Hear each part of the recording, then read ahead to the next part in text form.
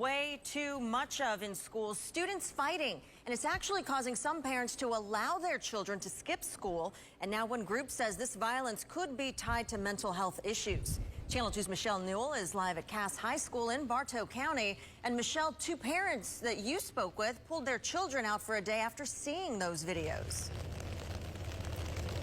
That's right, Wendy, and we're not just seeing this problem at one school. In fact, I spoke with someone from SAD, Students Against Destructive Decisions. They told me they noticed an uptick in school violence during the pandemic, and they believe it's tied to a decrease in mental health among young people. Anger and frustration, because it's sad that our kids have to witness this.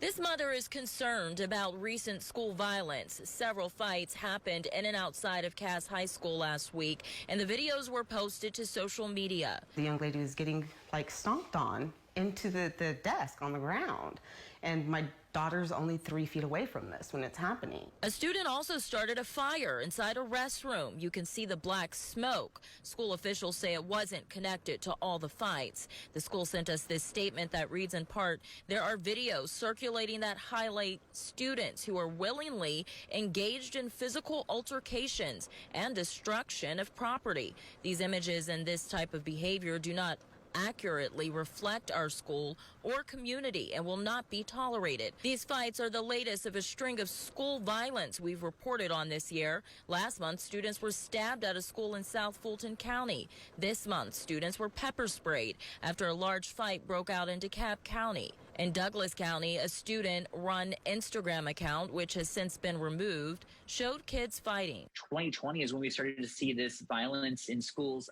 uptick. We've got this mental health crisis that's brewing. Rick Bird of Students Against Destructive Decisions believes the violence is tied to a decrease in the mental health of young people. The CDC now tells us that 1 in 4 high school students are struggling with a diagnosable mental health condition. But there is help.